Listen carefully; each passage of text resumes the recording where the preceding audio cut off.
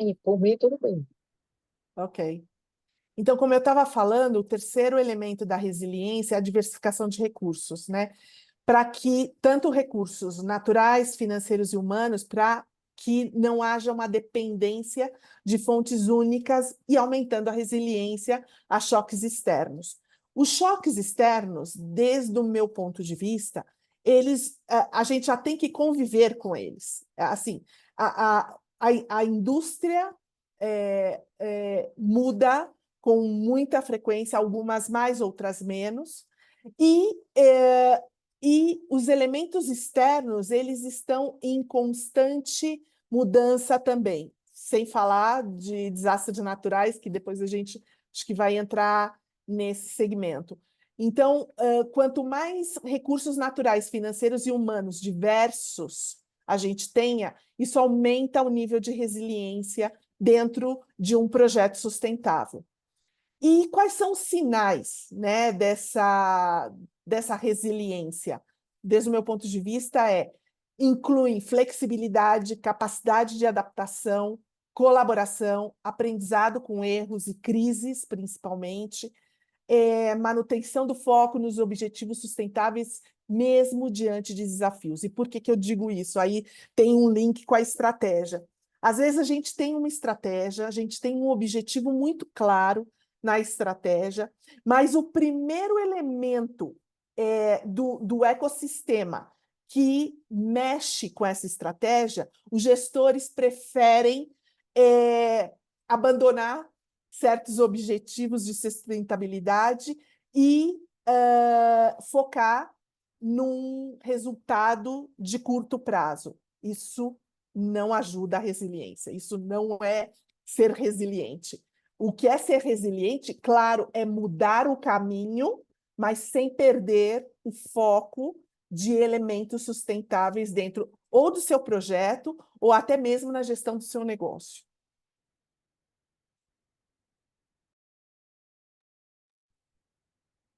É Eu isso aí. posso fazer uma observação, porque você Claro. Sim, trouxe um ponto que para mim é muito caro.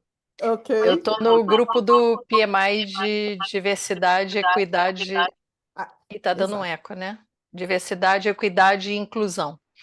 E as pessoas costumam achar que essa diversidade que você citou como um dos fatores importantes para que a gente tenha resiliência não só nos projetos como na organização, ela é assim fundamental, né? Quanto mais diversidade a gente tem, e aí eu estou falando especificamente de pessoas, né? De recursos humanos. Quanto mais diversidade a gente tem, mais inovação, mais troca, mais criatividade, mais nichos de mercado a gente vai poder atender, mais se vai entender também oportunidades no mercado de aumento de vendas, de aumento de desenvolvimento de produtos.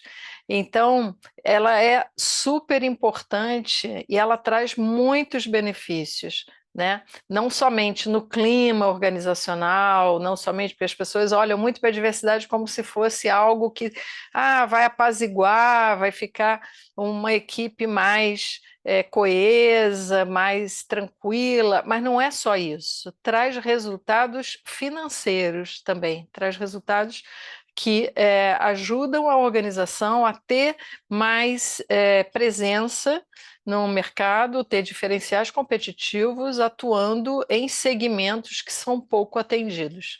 Eu queria só chamar a atenção para esse ponto. Não, perfeito, Cristina. Concordo em gênero, número e grau. É, a unanimidade como já dizia um poeta e escritor brasileiro, isso é uma burrice, né? Isso é obtuso. A diversidade de todos, tanto de background de cada um, mas também de ciclo de vida, ou também de outras experiências, né? A gente, às vezes, não tem a, a paciência para lidar com o diferente, mas é o diferente que vai trazer os benefícios que você pontuou, principalmente temas de inovação, novas formas de trabalho ou novas formas ou novas formas de mitigar um risco, por exemplo.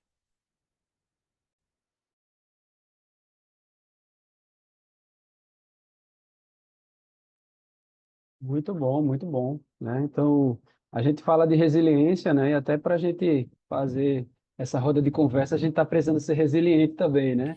Lutar aí Isso. contra a conexão, né? E acontece. Quem trabalha com esse mundo aí tecnológico tem que estar por dentro de tudo. Mas é Desculpa. muito boa a contribuição de vocês. Rick, próxima pergunta. Estão conseguindo me escutar? Eu também estou oscilando, né? Cai e volto, mas de boa. Então, vamos lá para a Cristina. Quais os desafios, Cristina, que você vê que as empresas elas enfrentam ao tentar adaptar estratégias de projetos para lidar com as mudanças ambientais ou sociais inesperadas?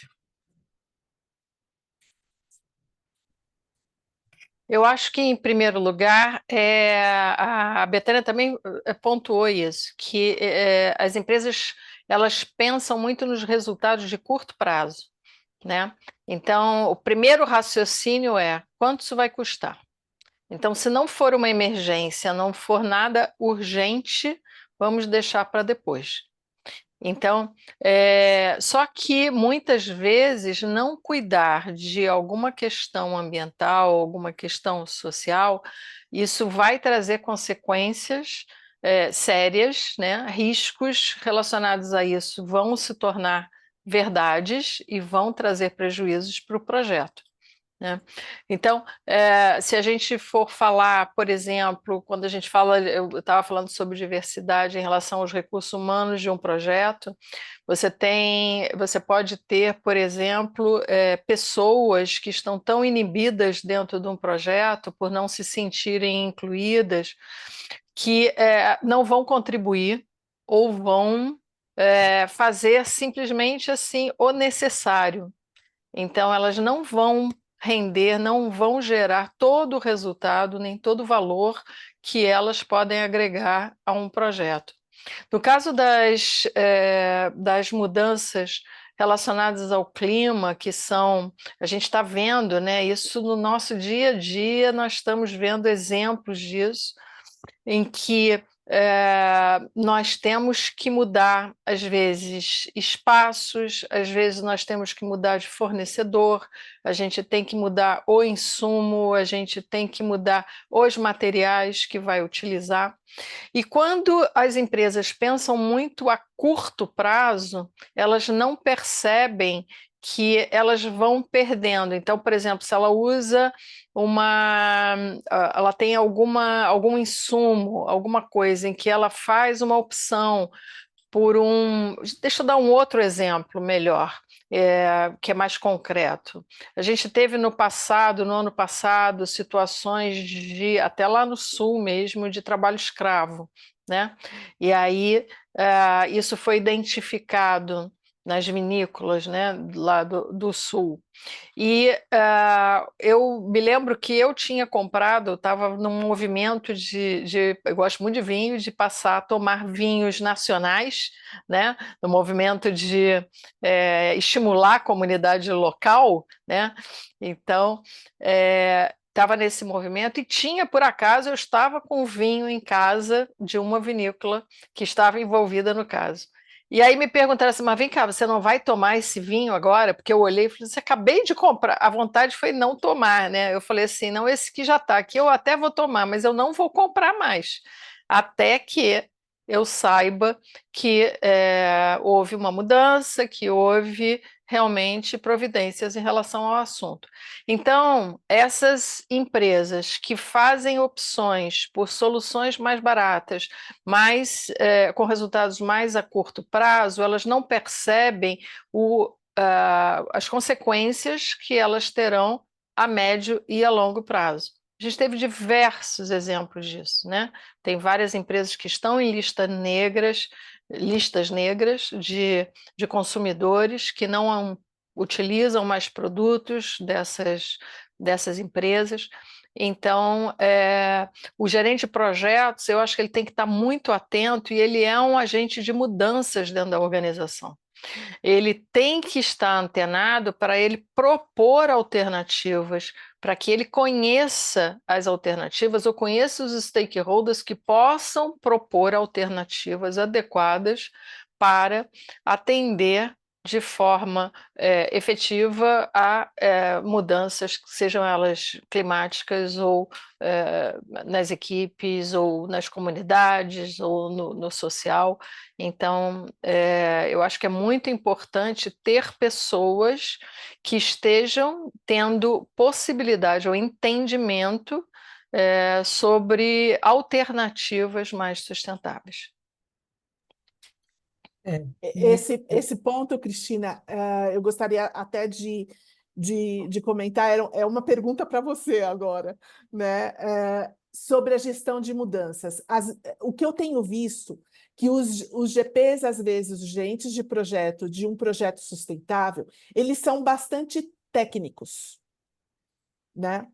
E isso não quer dizer que todos os gerentes de projeto técnicos não têm outros talentos desenvolvidos, mas a maioria não tem um talento para a gestão de mudanças, que é levar todo uma liderança dentro da organização a pensar na sustentabilidade com os mecanismos adequados.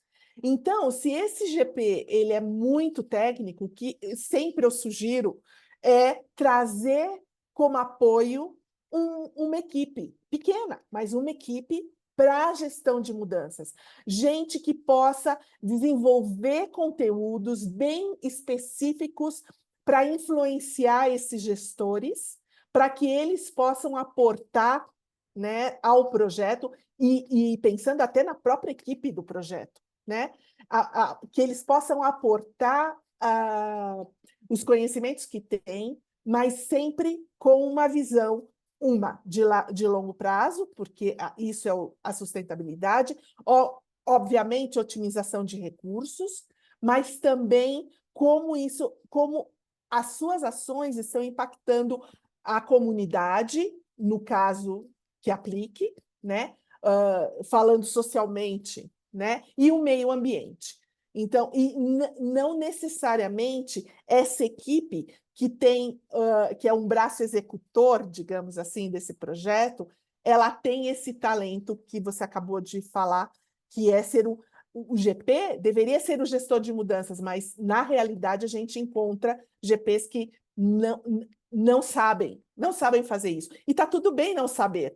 O errado é não saber que isso é importante e trazer uma equipe para ajudá-lo. Muito obrigada por você ter trazido esse ponto, porque ele é realmente muito relevante e o gerente de projetos, às vezes, ele fica muito sozinho, né? Ele fica com uma responsabilidade assim muito grande para a autonomia que ele tem para fazer as coisas e muitas vezes, exatamente como você falou, para o preparo, para a experiência que ele tem em relação a essas mudanças, né? A gente defende muito, e as empresas já estão entendendo, a importância de ter uma área de sustentabilidade. Essas áreas de sustentabilidade, na maior parte das empresas, ainda muito pequena, muitas vezes é uma pessoa, às vezes está na área de RH, às vezes está na área de finanças, às vezes está no marketing, às vezes está na comunicação. E a gente defende que isso esteja junto com o PMO. Nós defendemos o SMO, né? A gente apelidou assim só para diferenciar um pouquinho, mas na verdade o que a gente defende é que um PMO dentro das empresas, que às vezes é muito pequeno, né? Às vezes as pessoas pensam, o PMO tem que ser um... Não, existem vários modelos, várias formas de se implementar PMO de acordo com as necessidades e a maturidade da empresa. Mas o que a gente defende é que o PMO ele também tem esse chapéu, o chapéu de alinhar a estratégia da organização com o portfólio de projetos e programas, mas incluindo e fazendo com que a organização defina objetivos estratégicos sustentáveis com indicadores que vão ser alcançados a partir de portfólios de projetos e programas que tenham também indicadores de qualidade, para falar PMBOKs, né? Que tenham indicadores de qualidade sustentáveis que contribuam para os indicadores estratégicos da organização. E quem é que tem essa responsabilidade? Quem faz esse meio de campo normalmente? O PMO, seja ele uma pessoa, uma gerência, uma coordenação ou às vezes uma diretoria, dependendo do porte da empresa, né? Então, quando você tem essa estrutura, você tem alguém pensando exatamente o que precisa ser providenciado, e é esse grupo que você falou, né? Que o gerente de projeto precisa ter um grupo de que vai dar esse apoio para a gestão de mudanças. A gente enxerga, na maior parte das vezes, esse grupo dentro do PMO. E o PMO fazendo tudo o que ele faz, mas agora também incluindo a sustentabilidade de forma transversal em todas as suas atividades. Só uma observação para que eu vejo, eu observo particularmente. Em relação a PMO, eu acredito que é necessário um maior conhecimento, né? Porque, infelizmente, a gente ainda vê agora no nível geral, as pessoas ainda brincam, né? Acham que é algo que não é importante, é algo secundário. E eu fico muito feliz que a gente está vindo com né, tem uma parte da sociedade que elas obrigam as empresas a terem essa mudança, né? Essa mudança de paradigma, essa mudança de atitude, né? Essa consciência. A gente tem dois meios atualmente que é utilizado, e isso me deixa muito triste no nosso país. O primeiro é a obrigatoriedade da lei. Então, as empresas fazem porque senão vão ser penalizadas.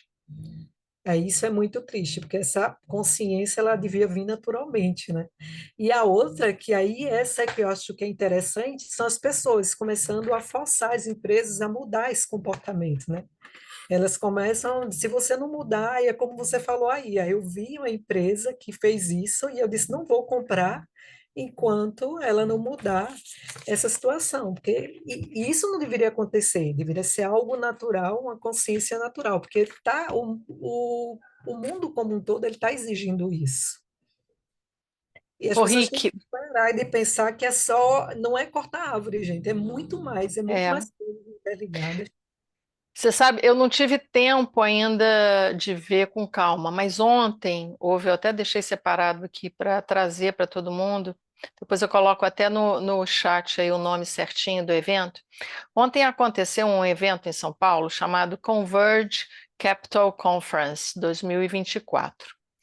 Um evento que marcou a abertura do Brasil Climate Investment Week, ou seja, reuniu 600 pessoas em São Paulo, de bancos, fundos, family offices, entidades filantrópicas, empresas e governo.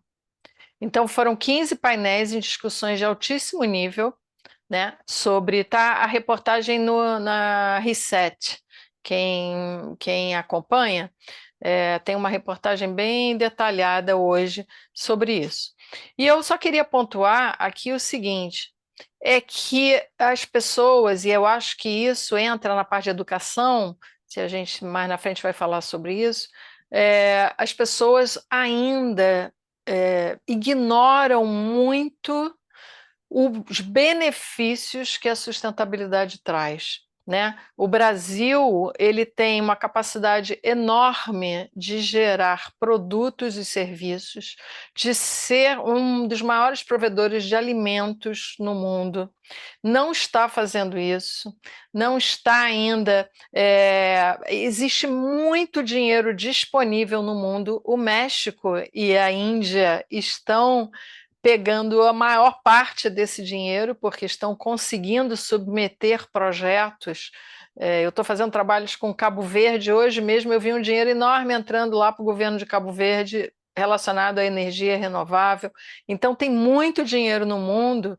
Por quê? Porque os investidores já entenderam e aprenderam isso a duras penas na pandemia, que botar dinheiro em negócios que não têm perenidade, como a Bethânia falou, né, da perenidade das organizações, é furada.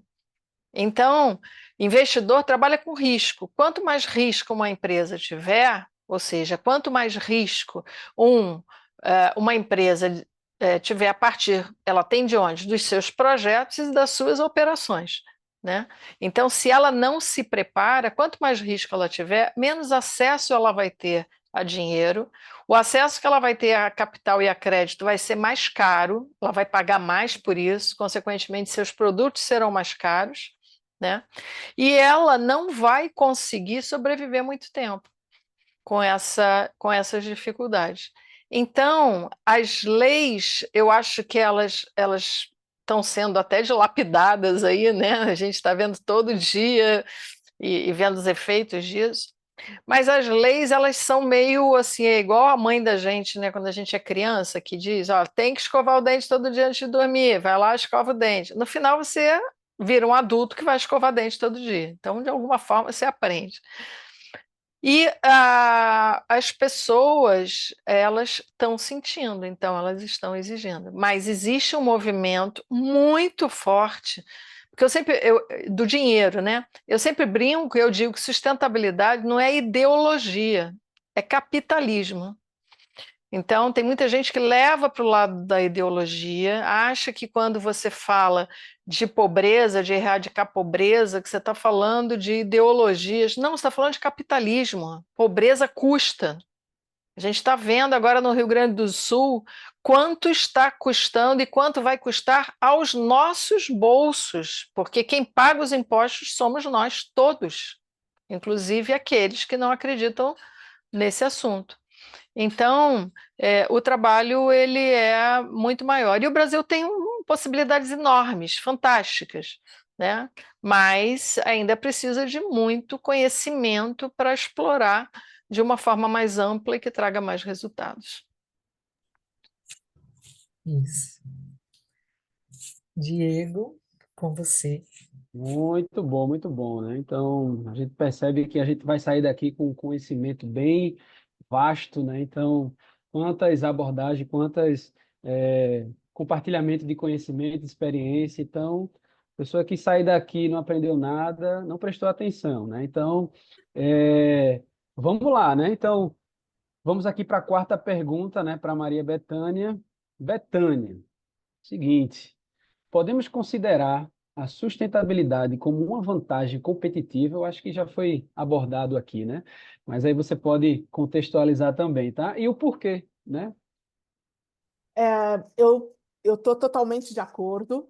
E aí o exemplo, por exemplo, dois exemplos, né, que a Cristina deu. Uma é que se você vende para a Europa, por exemplo, né, os exportadores vendem para a Europa, isso é por default, assim, eles exigem certos princípios de sustentabilidade durante a linha de produção do que seja, né? Seja água, seja energia limpa ou outras coisas, né? Então, isso é uma vantagem, sim, competitiva, assim como também essa vantagem competitiva, ela também impacta a própria reputação da própria empresa, né? Que a Cristina também falou, deixou de comprar um produto que não seguia com certos princípios, pois, básicos de sustentabilidade, e essa empresa, pois, ela perde mercado, perde market share. Então, sim, eu acho que a sustentabilidade pode ser uma vantagem competitiva ao atrair clientes conscientes, não é qualquer cliente, são clientes conscientes. Reduzir custos operacionais é um fator. A sustentabilidade, no longo prazo, ela reduz custos operacionais, mitiga riscos regulatórios e de reputação, como eu acabei de falar, e promove a inovação e eficiência. Então, eu acho que hoje, numa organização, vou primeiro falar do geral para o particular, né? Numa organização, uma liderança que não tenha certos elementos, certos conhecimentos de princípios de sustentabilidade, ela já está mal. Ela já está mal no mercado, ela já está mal na indústria, né, que ela pertence. E quando eu falo de projeto, aí sim, um gerente de projeto, ele também tem que ter, e aí eu acho que é um must, ele tem que ter muito claro certos princípios de sustentabilidade para fomentar isso dentro da equipe e que os resultados obtidos desses projetos estejam conforme certos princípios de sustentabilidade. Então, e isso, essa cadeia de relação de causa e efeito, ela promove uma vantagem competitiva, sabe? Então, a gente tem vários exemplos no mundo de empresas ou de gestores públicos, né? Assim, de empresas públicas que têm isso muito marcado e são como uma melhor prática em determinados segmentos. Então, sim, sim, sim, sim. É uma vantagem competitiva.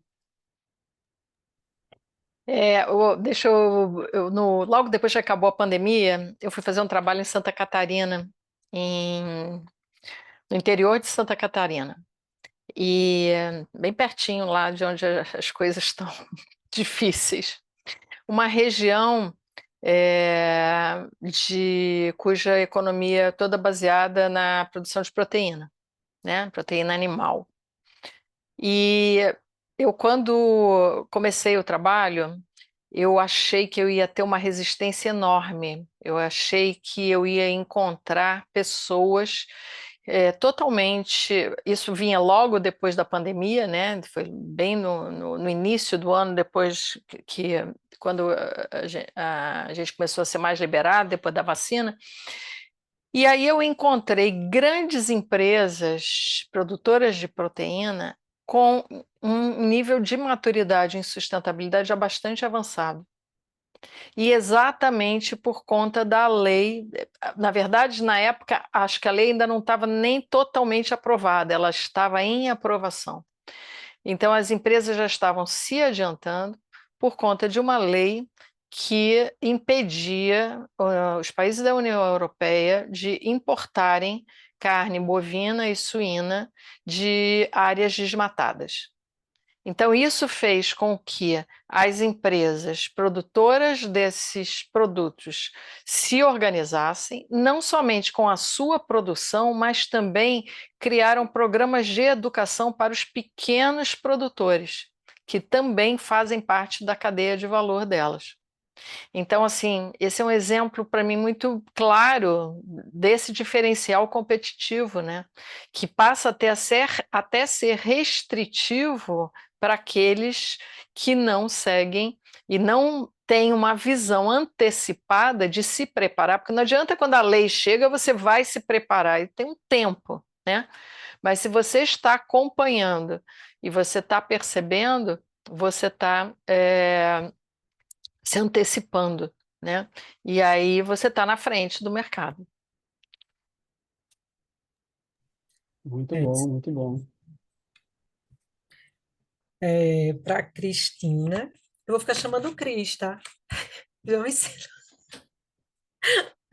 Cristina, Pode chamar, todo mundo me chama de Cris. quais são os benefícios de integrar práticas de gestão de projetos sustentáveis em diferentes setores da economia? E mais uma pergunta: quando é que uma empresa ela deve realmente dizer eu sou uma empresa sustentável?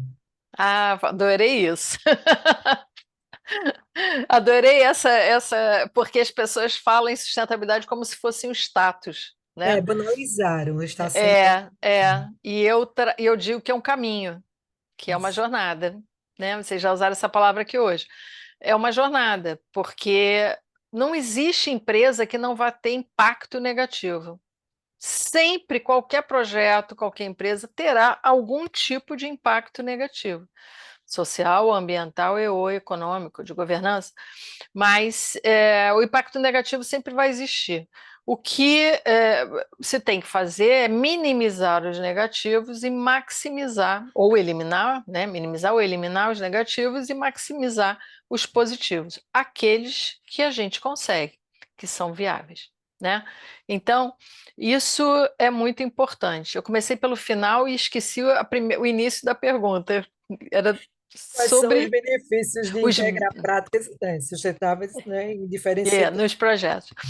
Então, o que que acontece? Eu falei dos investidores, né? Eu não falei, mas a gente tem que lembrar, muitas empresas privadas estão listadas em bolsa, então tem acionistas, né? Essas empresas têm que seguir regras, têm que reportar resultados. Eu estou até agora fazendo um trabalho com uma empresa de óleo e gás e fazendo o relatório de sustentabilidade dela. E por que que ela quer fazer um relatório de sustentabilidade? O relatório de sustentabilidade é um resultado no final do ano de tudo que ela fez de bom e de ruim em relação a impactos sociais, ambientais e econômicos. E o que que ela está prevendo fazer para o ano seguinte? É mais ou menos isso, né? Lógico que não é tão simples assim, mas existem várias taxonomias globais para esse trabalho. Quando uma empresa faz isso, como é que ela fazia no passado? No passado era assim: uma empresa de comunicação, uma empresa de marketing, entrava na empresa e dizia assim, eu chamo de catação, vamos catar as informações, né? Então, as informações, o que que vocês fizeram aí em relação a reduzir resíduo? A gente botou umas lixeiras e tal, mas quanto vocês reduziram ou a gente parou de usar papel, passou a usar papel reciclado, mas quanto que vocês reduziram? Ih, não sei. Vamos ver, vamos contar. Então, era uma catação de informação e os relatórios, o resultado das empresas, tem muita empresa que ainda é assim, tá? Fica assim, você reporta dados que não têm nenhuma confiabilidade. Então, existem hoje taxonomias que exigem rastreabilidade, confiabilidade, verificabilidade, conteúdo, tem vários critérios para garantir a qualidade e a confiabilidade no conteúdo desses relatórios. Ora, por que eu estou falando de relatório? Porque não existe nenhum relatório se os projetos não cuidarem desses assuntos, porque as empresas não vão ter dados. A maior parte dos dados para esses relatórios são produzidos pelos projetos e pelas operações. Nas operações é mais fácil, eu organizo uma rotina, eu vou ali, defino os indicadores e aí fico rodando a minha rotina o ano inteiro e vou ter um indicador. Mas os projetos, eles geram muito resultado positivo e eliminam resultados negativos, impactos, tanto durante durante o seu desenvolvimento, quanto nos seus entregáveis, nos seus deliverables. Então, o gerente de projetos, quando ele via um PMO, ou às vezes via iniciativa própria, né? Porque às vezes o gerente do projeto ele é o agente transformador, ele aprendeu esse conteúdo, ele leva, como no passado ele levava o gerenciamento de projetos, agora ele leva a sustentabilidade para dentro da empresa. Então, transformar os projetos em projetos sustentáveis vai fazer com que a organização tenha redução de custo quando ela implementa reutilização de água, redução de custo por exemplo, com insumos quando ela implementa a economia circular, redução ou aumento de produtividade, prazos mais curtos de projetos, quando ela tem boas práticas de inclusão, né, de grupos diversos. e por aí vai. Então, tem vários benefícios que vão beneficiar o projeto isoladamente, mas também os resultados que esse projeto gera e que vão ser reportados e divulgados nos relatórios de sustentabilidade, melhorando a reputação da empresa, dando informações para que essa empresa possa se vender tanto para investidores, quanto para acionistas, quanto para o público em geral, como também para os seus próprios colaboradores, né? Então, tem muitos exemplos aí sobre isso. E essa questão assim, que eu vejo de rastreabilidade, algo que é bem interessante, é que hoje eu sempre falo de leis, porque como a minha área vem muito com embasamento em leis, né? Tudo a gente tem uma lei para se referenciar no que as ações que precisam ser executadas. É a questão da corresponsabilidade, que eu acho que é algo que veio contribuir bastante. Então, não é só você ter essa rastreabilidade onde o seu material foi descartado, mas também saber se essa empresa ela está fazendo a execução correta, se ela está uma empresa, né, também que tem esse papel, né, nesse contexto todo no que diz respeito à sustentabilidade, né? Porque às vezes a gente, quando passa, algumas empresas, quando passa do seu portão, então elas não estão muito preocupadas, ela quer se ver livre daquilo dali. E para outras, para elas, é condizente só, não, a gente está tudo ok, a gente fez o descarte com a empresa X ou Y, mas essas empresas, elas estão ok? Então, eu acho algo muito legal a questão da corresponsabilidade. A gente ainda não tem ela de forma abrangente, né? Só em algumas coisas, a matérias específicas, mas eu acho que tem que vir com força total, porque vai ajudar bastante também. Ô, Rick, só me veio uma coisa que eu sempre falo. Nós que gostamos de sustentabilidade, nós somos muito ansiosos, né? A gente quer resultado para amanhã, né? A gente quer. Eu fico muito irritada quando eu vejo as pessoas fazendo determinadas coisas e me dá uma gana, assim, vontade de sacudir. Mas a gente tem. Eu fico assim, é a maturidade. A maturidade está, né? Ela está crescendo aos poucos, acho até que ela vem se acelerando, porque as pessoas não têm mais como negar determinadas coisas com tudo que está sendo esfregado aí na nossa cara, no nosso dia a dia. Mas eu acho que é isso, eu acho que faz parte da maturidade das empresas, das pessoas, de acordo com as experiências de cada um, essa ação, essa postura em relação, que você citou, né, em relação à sustentabilidade, essa postura, ela vai mudando, e eu vejo isso às vezes nos meus amigos, na minha família, nos que estão no entorno no dia a dia, vai mudando de acordo com o quanto o calo vai apertando mais, né? Então, Eu tem gostaria isso. de ampliar o tema, assim, fazendo um link com a gestão de projetos, né? E você começou a responder essa pergunta pelo tema de riscos. Existe um capítulo dentro da filosofia de gestão de projetos, que é a administração de riscos.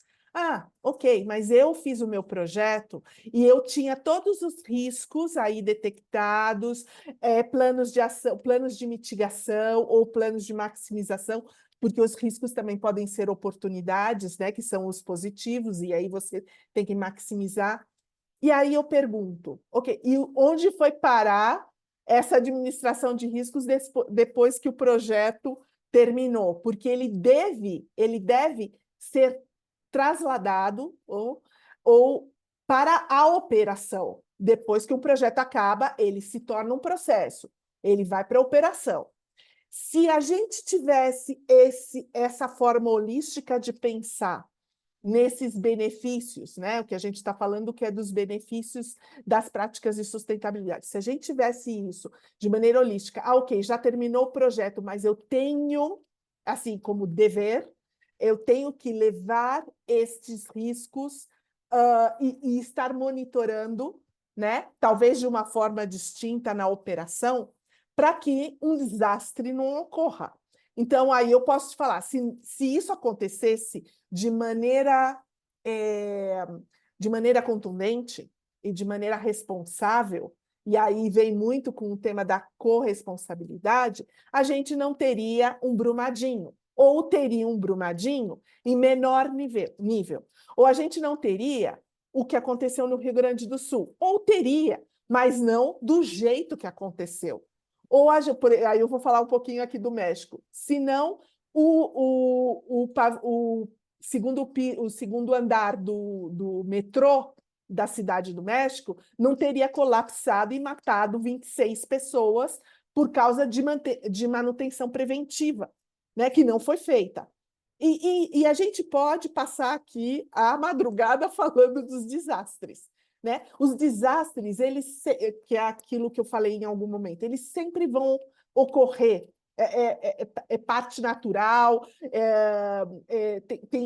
tem liga com elementos exógenos que nós não controlamos, né? Como o clima e outros, né?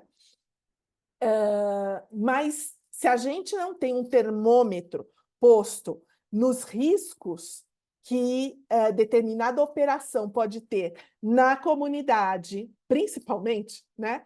Na comunidade, ou riscos ambientais, ou até riscos financeiros, a gente sempre vai estar dando voltas neste assunto e não resolvendo, e não fechando o ciclo dos princípios de sustentabilidade desde o meu ponto de vista.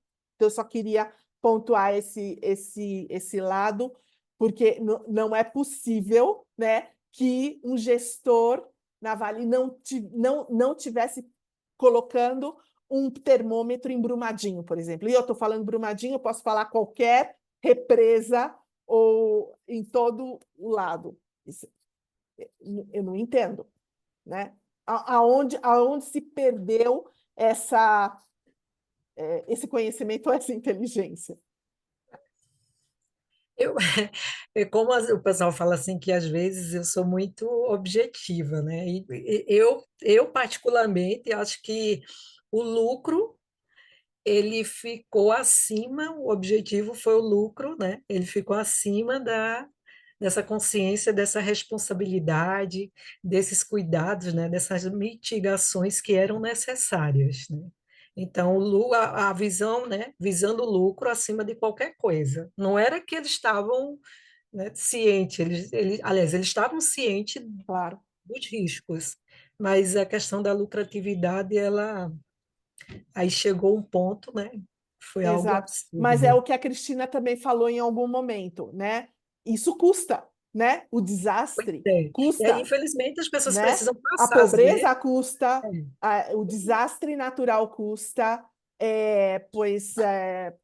isso custa muito mais do que o investimento em certas práticas sustentáveis, mas a visão de curto prazo prevalece, o investimento de curto prazo ele é postergado, digamos assim, né? Postergado indefinidamente, e aí acontecem coisas que acontecem no mundo, não é só Verdade. aqui ou no México, né? Não é só no Brasil ou no México. Infelizmente. Diego. Então, próxima pergunta, né, para Maria Bethânia. Maria Bethânia, como a tecnologia pode ser uma aliada na promoção da sustentabilidade em projetos?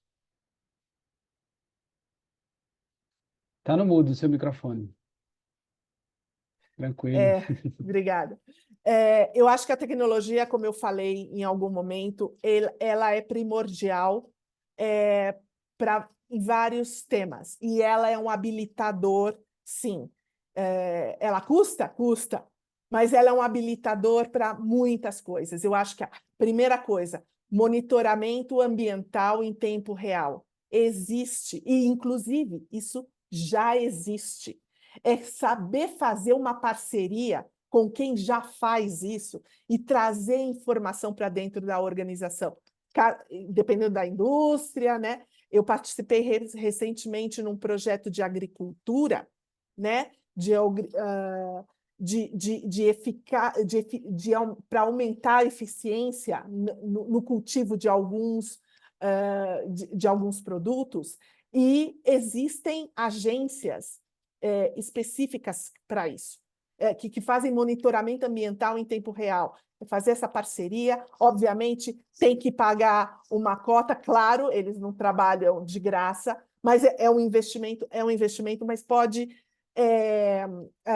economizar muitas coisas, muitos recursos dentro da organização e aumentar o nível de sucesso de certos projetos. Outro elemento que a tecnologia pois é um habilitador é no uso da energia renovável e eficiência energética, né? A gente, eu vou falar um pouco pelo México, né? Assim, o México tem uma política de seguir utilizando energia fóssil em vez de energia limpa, e sendo que ela tem recursos naturais para isso, mas isso é um tema aí de outros interesses, digamos assim, né?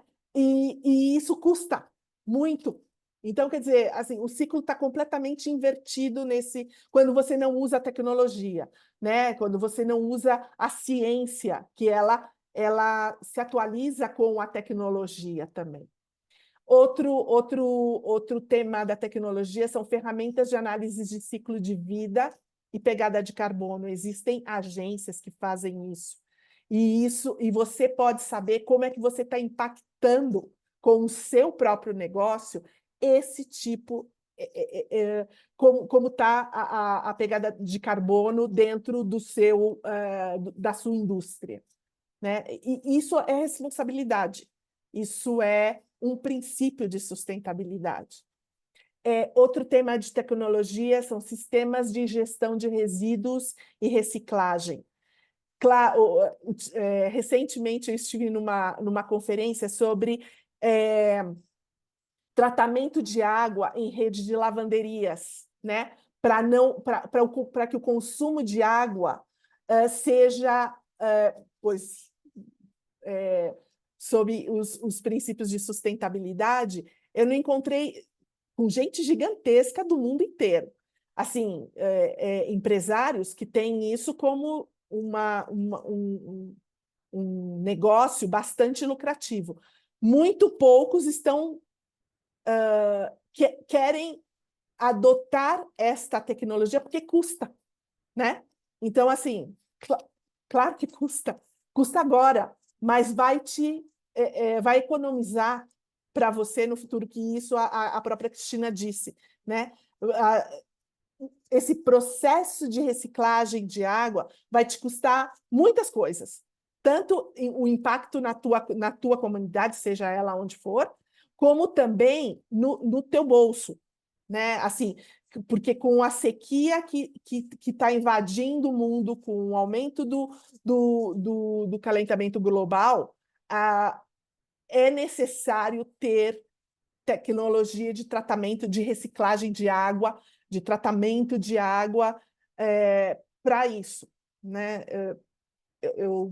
Eu vejo dessa forma. E outra que são plataformas, a tecnologia pode ajudar nas plataformas de colaboração e comunicação para envolver as partes interessadas. Existem blogs, existem plataformas de discussão qual é a melhor maneira de se fazer determinada coisa. Eu sei disso por esse projeto de agricultura que eu participei. Existe um hub, né, de conhecimento de cultivos de agricultores que já têm certa tecnologia, eles explicam quais foram os benefícios que eles tiveram para outros produtores que ainda estão na dúvida. Invisto ou não invisto? Né? Ou como invisto? Né? Eu posso fazer escalonado ou não? Eu acho que a tecnologia ela pode ajudar em muitas coisas. E isso são alguns pontos que da minha experiência, eu consegui capturar. Mas eu imagino que existem muitos mais.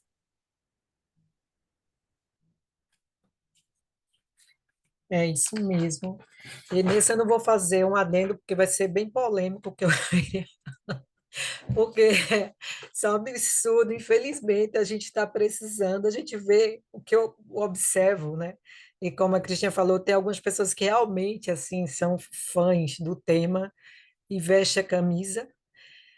E como a gente sente essa carência, né, ainda, essa necessidade das pessoas tomarem essa consciência. E às vezes, quando vem, chega essa consciência é tarde demais.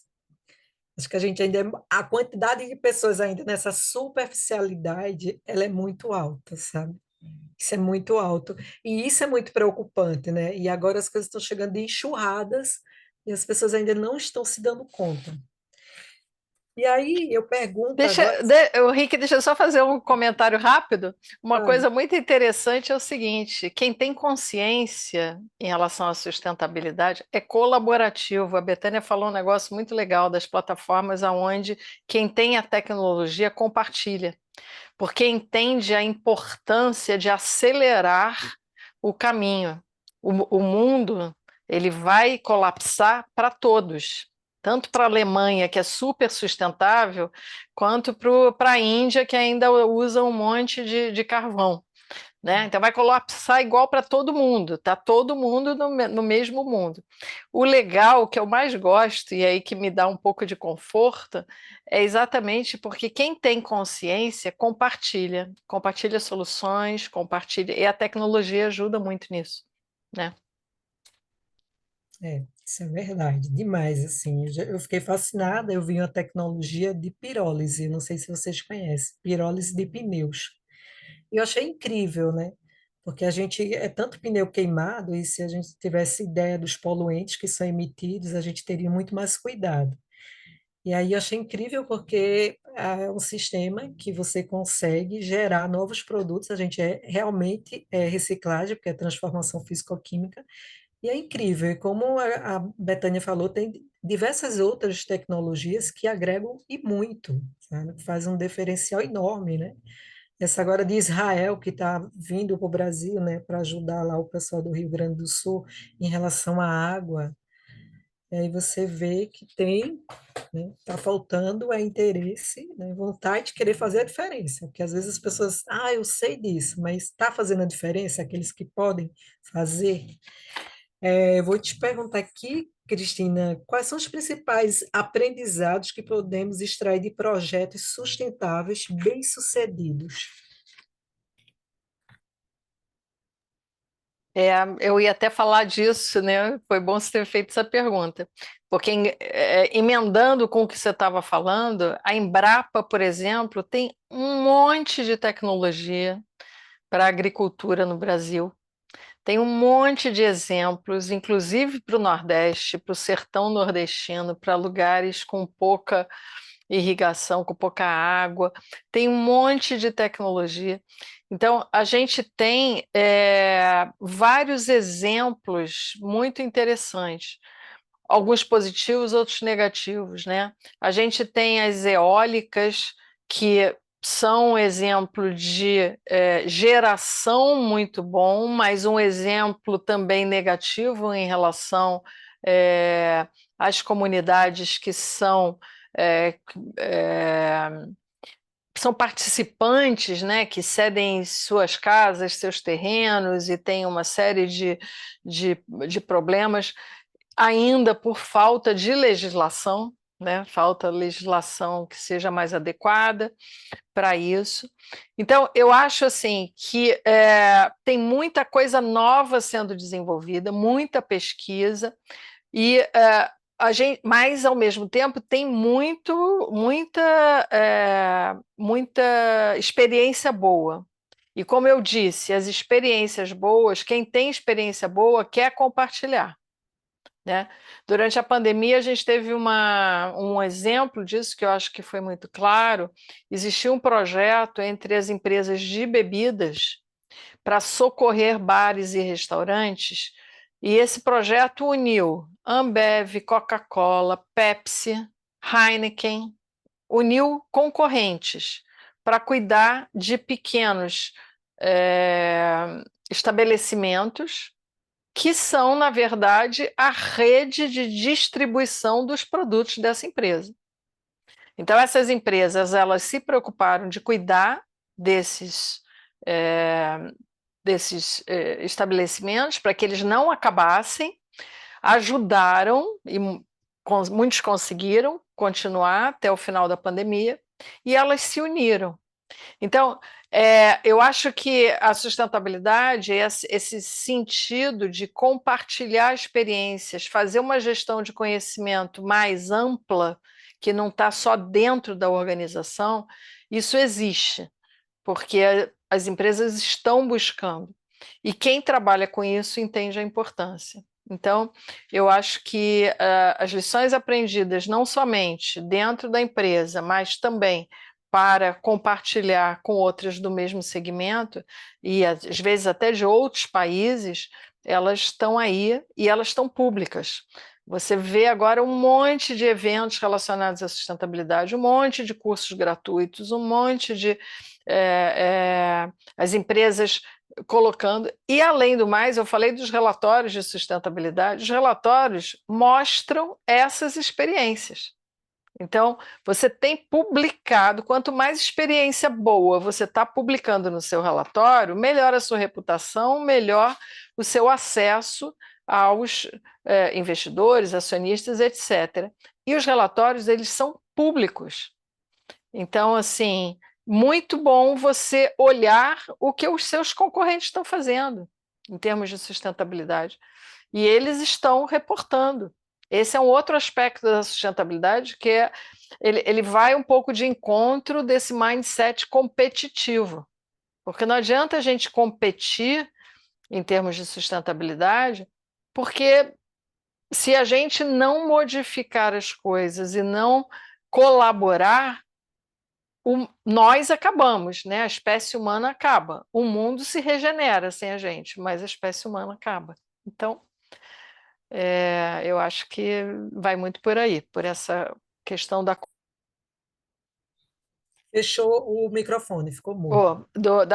do compartilhamento, da gestão desse conhecimento que passa a ser mais ampla. Essa palavrinha regeneração, um exemplo disso foi esse período de pandemia, né? O mundo ele se regenerou um pouco, né?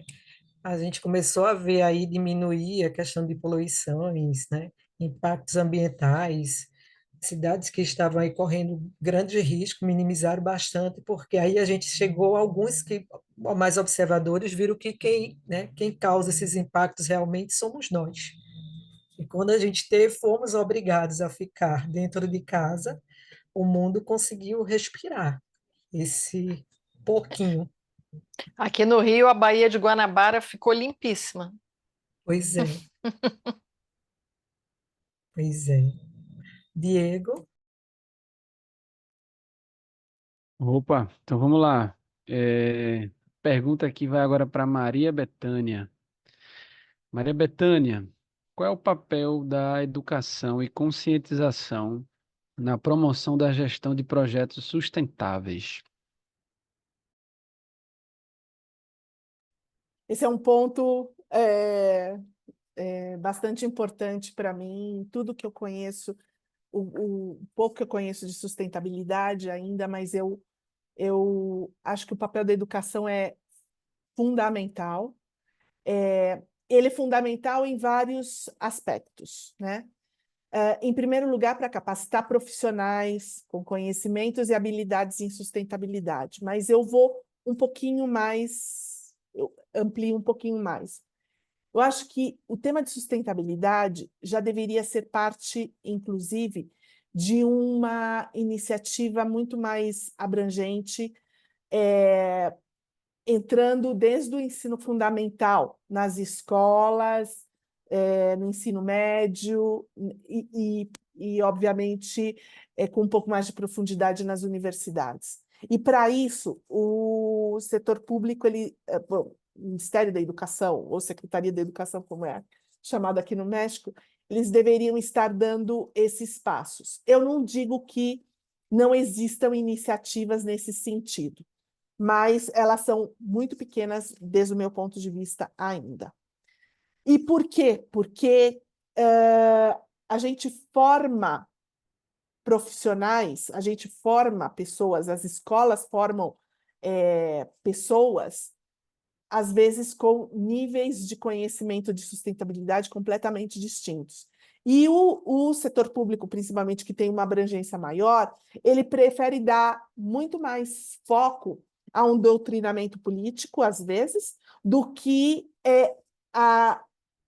agregar no programa princípios de sustentabilidade. Então, eu acho que o papel da educação nisso é fundamental, né? Ampliando não só para os profissionais de sustentabilidade, mas desde a tenridade. Eu acho que a gente precisa criar pessoas com uma consciência de sustentabilidade. Outra é o papel da conscientização, né? Falando de conscientização, é sensibilizar as partes interessadas sobre a importância da mesma. A importância e os benefícios da mesma. Eu vejo ainda que as partes interessadas, principalmente no âmbito organizacional, ainda é bastante baixo. A Cristina tem muito mais dados do que eu, ainda é baixo, pelas razões que a gente já comentou, né? Assim, o foco no curto prazo e não no longo prazo, pois pouco apetite a riscos, né? E a investimentos, né? Investimentos, às vezes, no momento zero, importantes, mas que depois eles se pagarão, vai ter um payoff positivo, mas essas partes interessadas ainda não estão conscientes destes benefícios. E do que, para elas obterem os benefícios, qual é o investimento que elas têm que fazer. E outra parte da educação e conscientização é a promoção de uma cultura de responsabilidade socioambiental.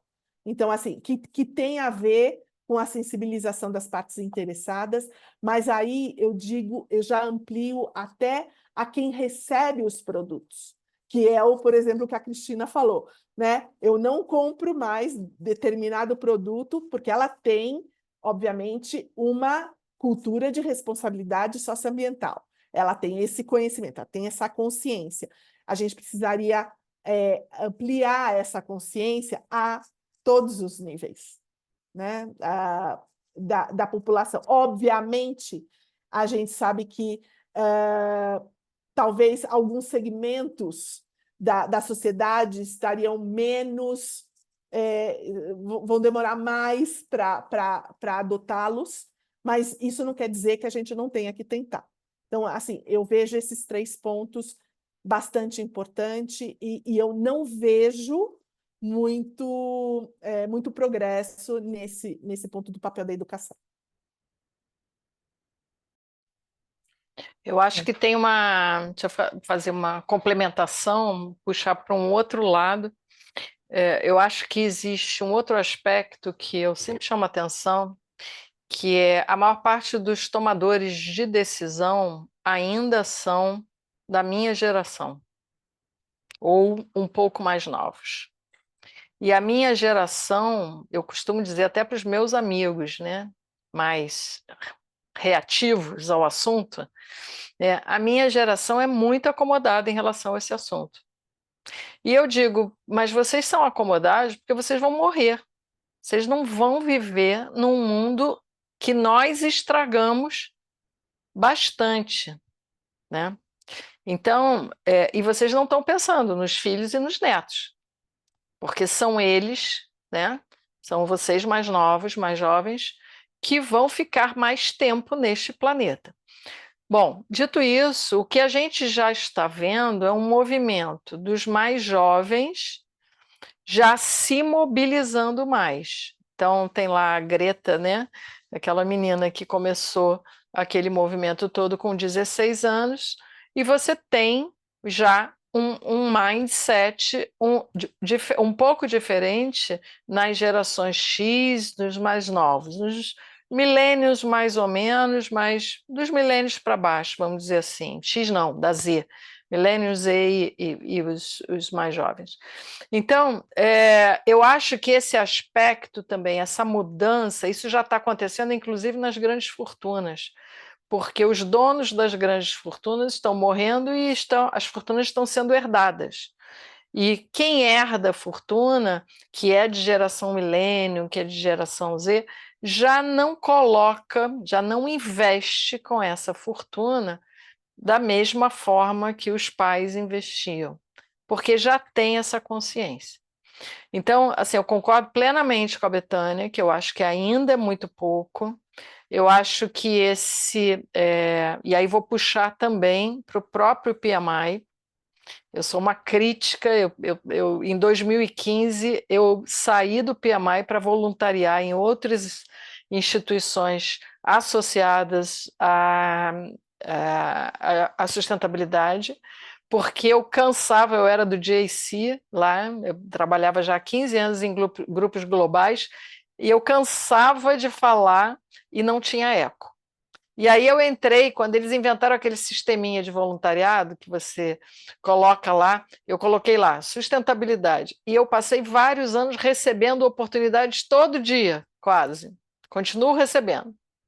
Aí no dia que veio, há 2 anos atrás, 1 ano e meio atrás, que veio a de diversidade, equidade e inclusão, eu entrei, eu falei, opa, começaram a pensar em algum aspecto de sustentabilidade.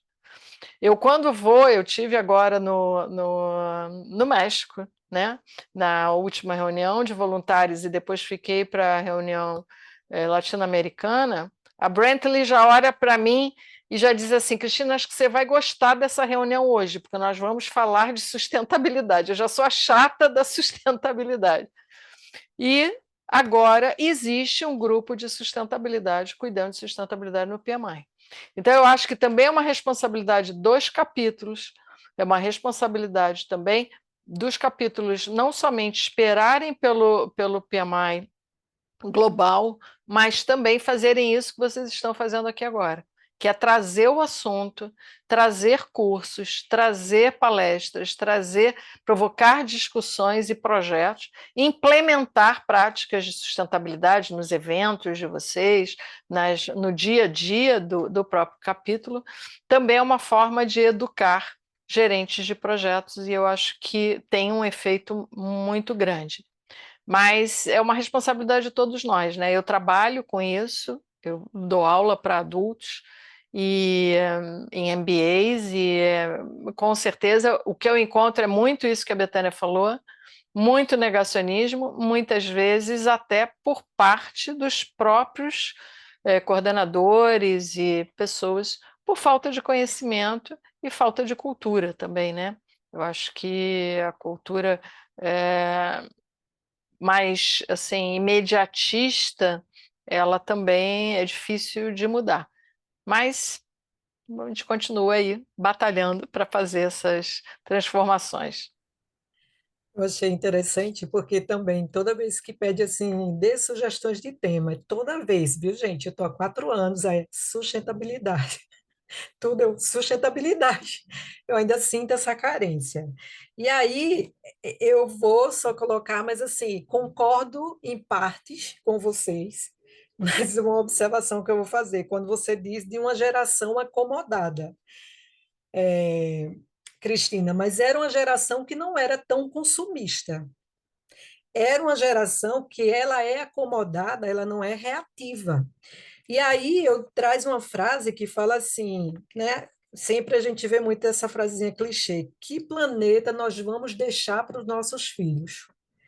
Mas isso, essa chave mudou, né? Hoje o que eu vejo muitas pessoas se dizer é assim: que filhos vamos deixar para o nosso planeta?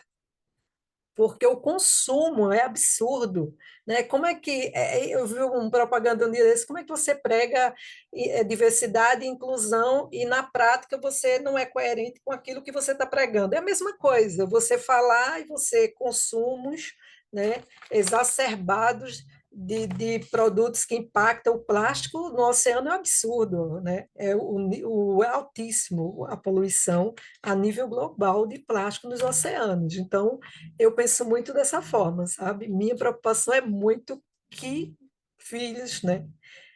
Que eu espero que essa próxima geração que está vindo, ela está vindo com essa consciência, essa maior consciência, mas a gente ainda tem uma geração que ela é muito impactante, ela é muito consumista e acomodada. A gente vê esse reflexo dessa consciência de sustentabilidade, de ações pontuais, diferenciadas, mas ela não é na quantidade que deveria, porque eu vejo que é uma geração que veio com um acesso às coisas muito mais fácil, hoje a informação é globalizada, você consegue muito rápido saber o que está acontecendo, tudo, mas eu acho que ainda falta, sabe, melhorar. Então, eu finalizo com essa frase: que filhos vamos deixar para o nosso planeta, né? porque nesse sentido. E aí, estamos caminhando para o final.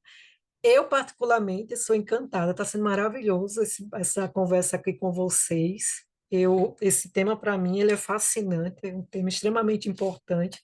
Ele precisa ser mais debatido em todos os âmbitos, né? A gente precisa disso, mas, de certa forma, eu vou terminar com um assunto que é triste, mas eu acho que não tinha como a gente deixar ele de lado, né? Que é sobre a questão lá do Rio Grande do Sul.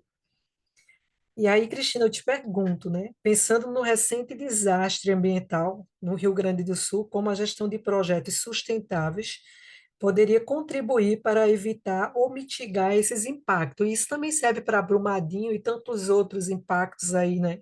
Que já aconteceram, né, em diversos países. De que forma, né? Poderia contribuir? A Bethânia chamou muita atenção para um aspecto muito importante no gerenciamento de projetos, que é o gerenciamento de riscos, né?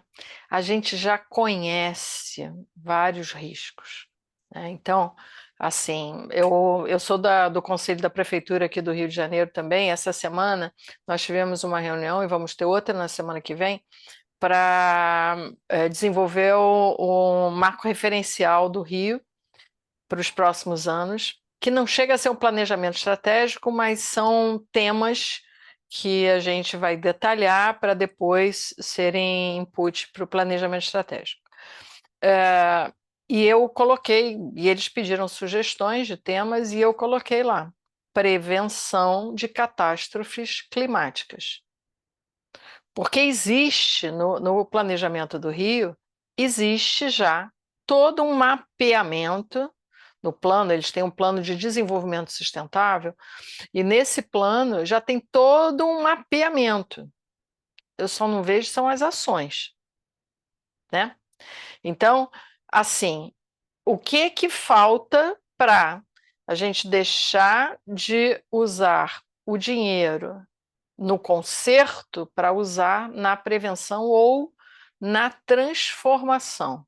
Existem várias formas de transformar as cidades, e nós, como indivíduos, temos várias formas também de contribuirmos pessoalmente, individualmente para isso, para evitar determinadas questões, determinados problemas, né? No momento que a gente compra uma área numa encosta e desmata essa área para construir uma casa com piscina, com não sei o quê, eu não tenho não, mas vejo muita gente que tem, né?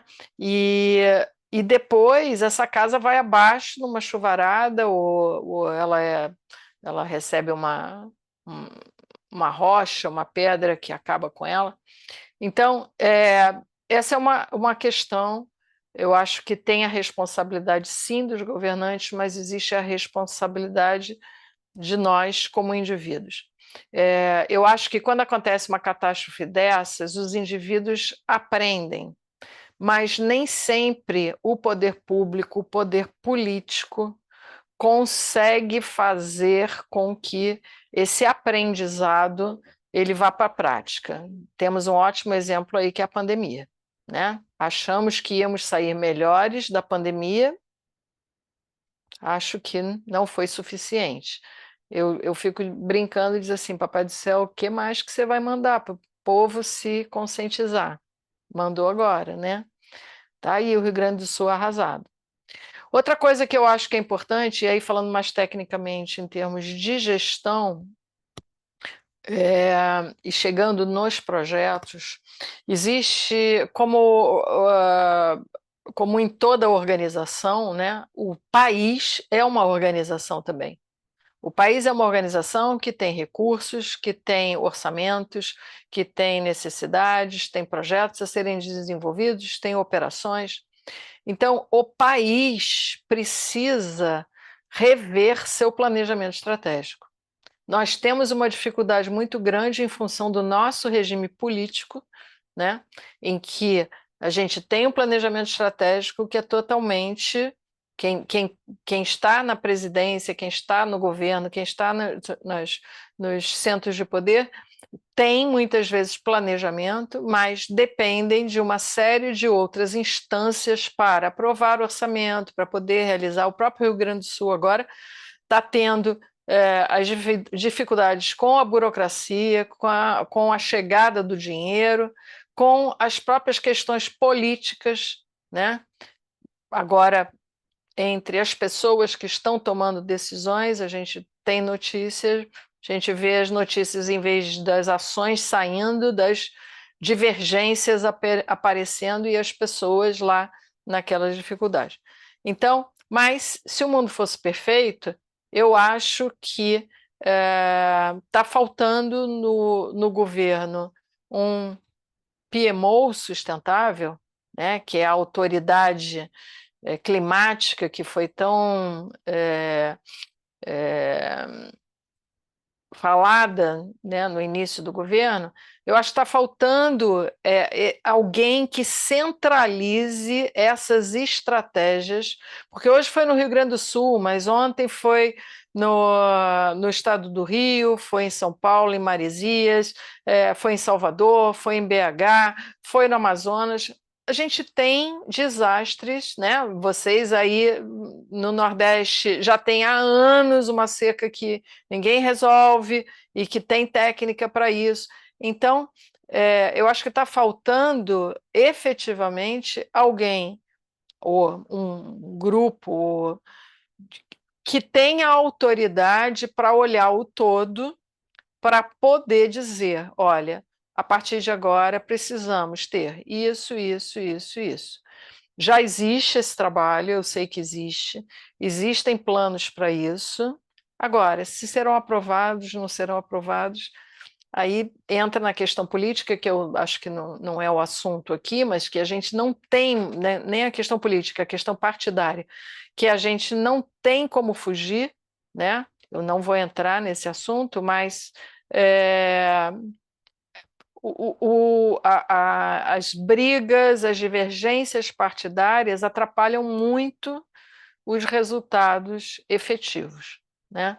Porque tem gente querendo fazer, tem dinheiro para fazer, tem profissionais, tem tecnologia, e a gente sempre fala a mesma coisa: falta a vontade, falta a efetividade.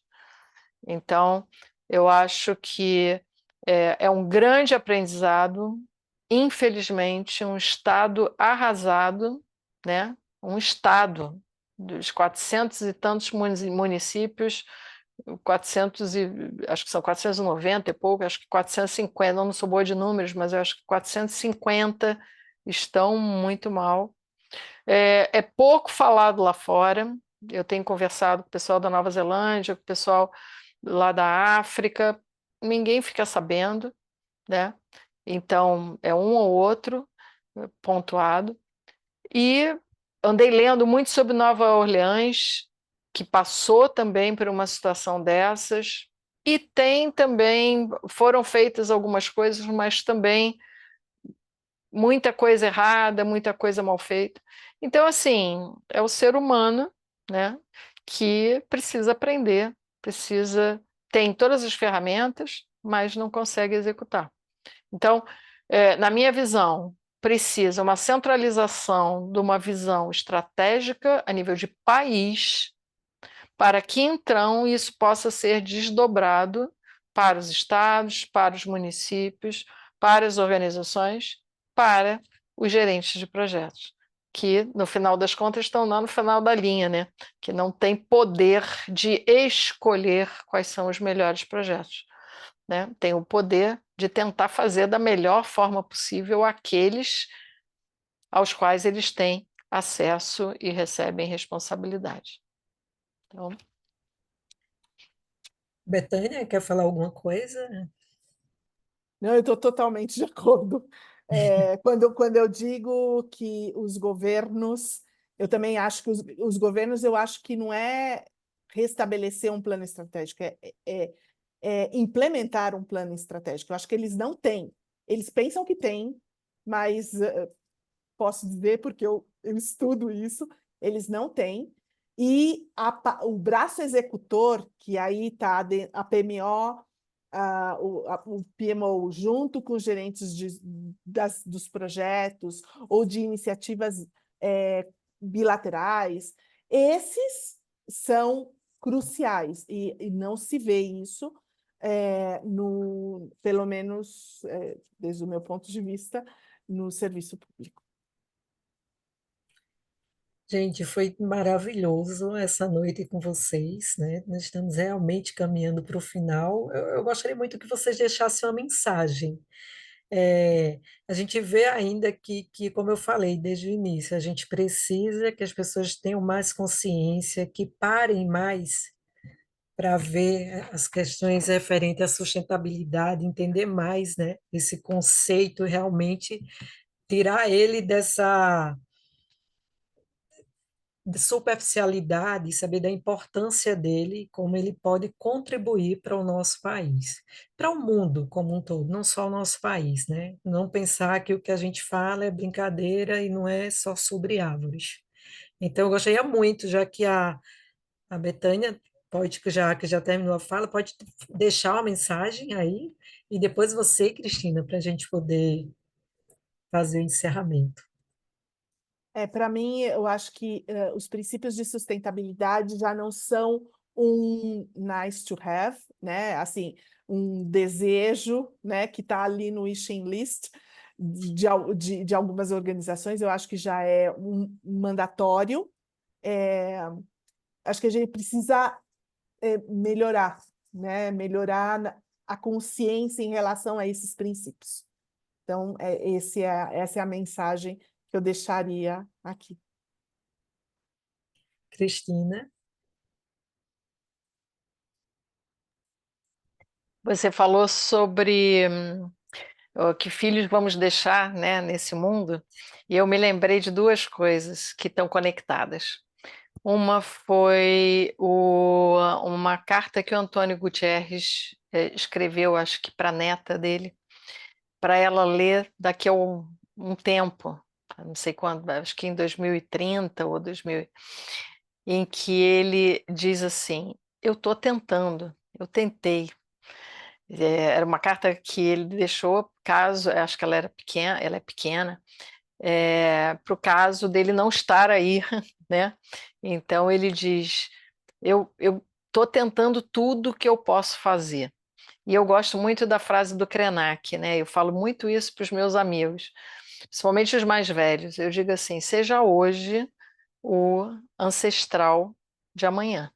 Então, se a gente hoje fizer tudo que a gente puder, e eu faço tudo que eu posso. Isso eu tive a felicidade de conseguir trabalhar só com esse assunto, né? Então, isso me traz muita felicidade. Eu busquei isso, consegui, estou conseguindo. Então, eu passo a minha vida inteira é voltada para isso.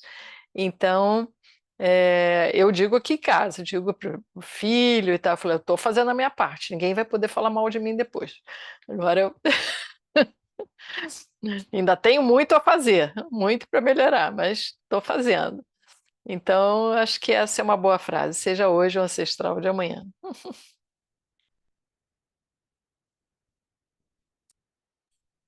Excelente. Diego, é com você.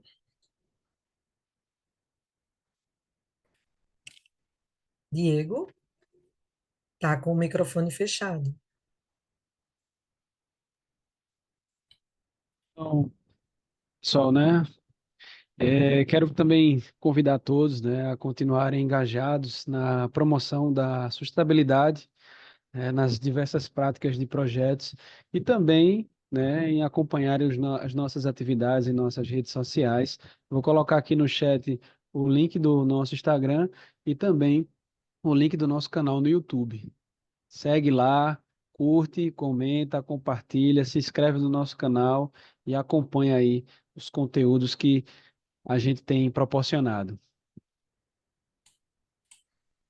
Pessoal, muito, muito obrigada. Mas antes de sair, eu quero que vocês abram as câmeras para a gente fazer uma foto. Mas eu só quero agradecer, né? Só gratidão por esse momento enriquecedor, maravilhoso, com um tema extremamente importante, atual. E como nós dizemos aqui, que eu falei no início, estava falando para a Cristina, que nós aqui em Pernambuco dizemos o seguinte: coisas arretadas acontecem quando tu se junta ao PMI Pernambuco. Então, gente, só gratidão. Assim, muito, muito obrigada pela participação de vocês todo nesse momento aí conosco. Vamos, tirar uma foto? Por gentileza, eu gostaria muito que todo mundo abrisse suas câmeras para a gente poder tirar uma foto.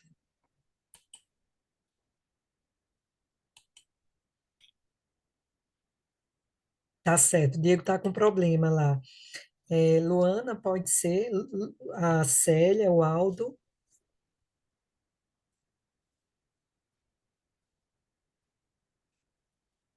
Rick, eu tô com um probleminha na câmera também Ah, aqui, meu tá, notebook. tranquilo, Aldo. Então, pronto, gente. Então, vamos lá. Eu vou dizer 1, 2, 3 já, tá? Vamos lá, 1, 2, 3 e já. Vou colocar aqui, a minha analisadora de fotografia vai dar uma olhada, vai ver se está tudo ok. Precisa tirar outra. Ela já sabe quem é, eu nem preciso falar, porque ela sabe quem é a pessoa. Veja se está ok, se a gente precisa tirar outra foto, que ela diz. Ela vai falar assim, não, não está boa não, Rick, tira outra, não ficou legal. Eu não sou muito não me considero uma boa fotógrafa, mas tudo bem. Tá? Excelente, então, Tá maravilha. bom, pode ir. E parou de gravar, Diego? E sim. Pronto. Gente, muito obrigada. E, Cristina, eu vou depois pedir umas dicas assim que a gente